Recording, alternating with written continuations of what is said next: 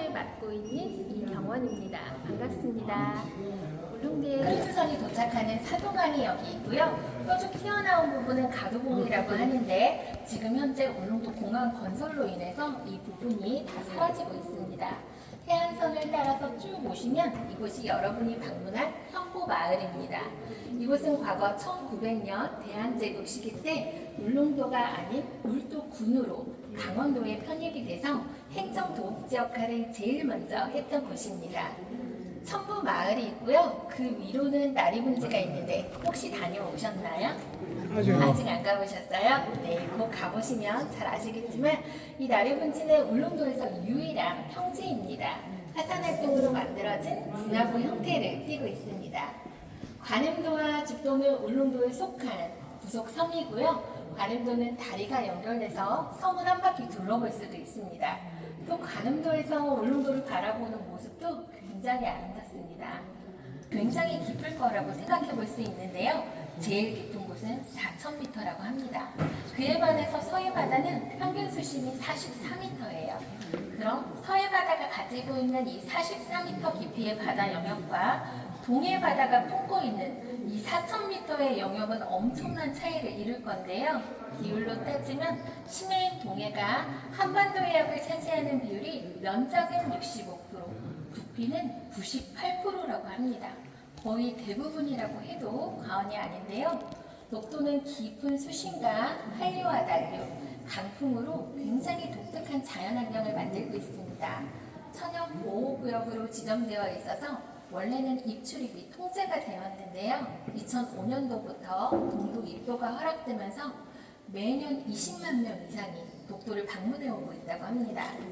이것은 제 말이 아니라 벨기에 있는 플랜터스 해양연구소에서 해양학자가 하는 말이 만약에 대한민국이 독도를 잃게 된다면 그것은 작은 돌섬 하나만 잃게 되는 게 아니라고 합니다.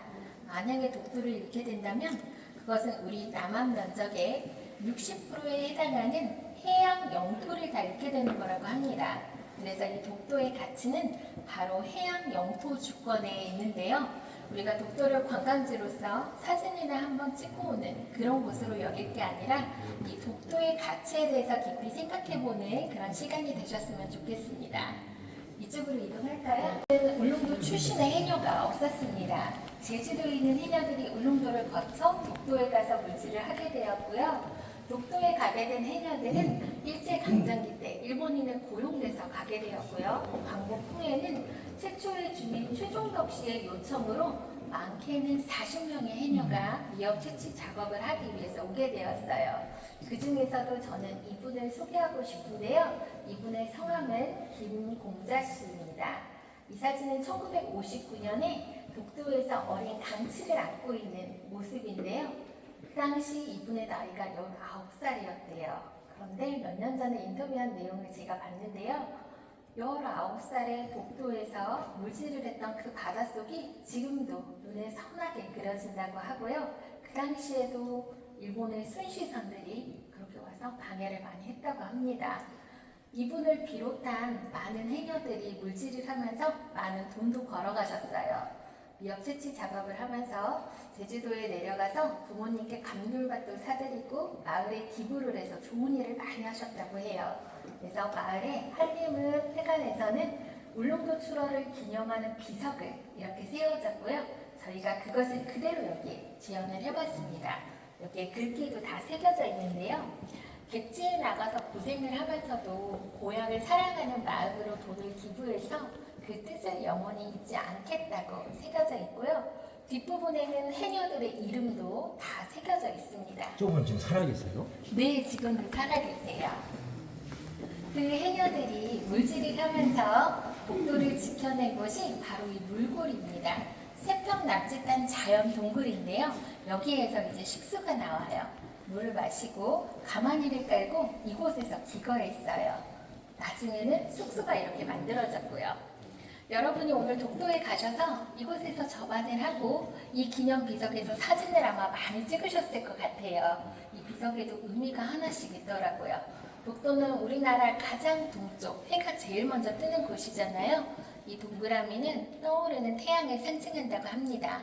팔각은 무궁화의 꽃잎을 상징하고요.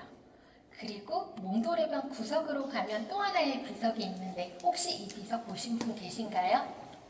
아마 잘 못 보셨을 것 같아요. 안쪽에 있어. 네. 시간이 없었어. 1948년 6월 8일에 있었던 일을 말해주는데요. 이 비석은 독도 조난 사건이라고 적혀있지만 사실은 조난이 아닌 폭격 사건입니다. 48년이면 그 당시 독도는 행정구역은 울릉도에 속해 있지만 주인 없는 섬이나 마찬가지였다고 해요. 일본인들의 협조로 독도는 미군들의 폭격 장소로 쓰여졌고요. 사실을 몰랐던 울릉도 어민과 강원도 어민들이 고기잡이를 나갔다가 미군들이 폭격에 맞아서 사망을 했다고 합니다. 이 일이 한 번으로 그친 게 아니라 52년도에는 두 번이나 있었고요. 이 일을 겪었던 생존자의 증언에 따르면 150명 이상이 사망을 했다고 합니다. 가죽을 벗겨서 그 당시 전쟁에 나가는 군인들의 군화와 배낭과 허리띠를 만드는 데 썼고요. 기름을 짜내서 배 안에서 연료로 활용을 하기도 했고요. 어린 강치들은 동물원이나 서커스단에 내다 팔았다고 합니다. 이렇게 활용도가 좋아서 강치는 황금알을 낳는 거리가 있다고 합니다. 가치도 굉장히 컸는데요. 소 한 마리가 15엔이면 강치는 150엔에서 200엔 정도 됐다고 합니다.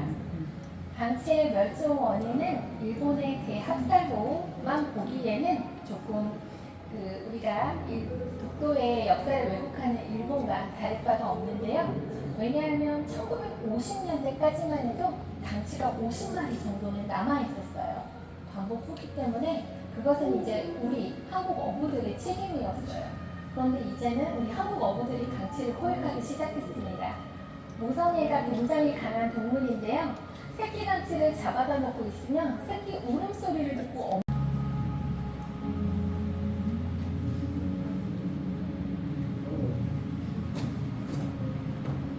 강치가 살아있다면 독도의 바닷속을 이렇게 헤엄쳤을 것입니다.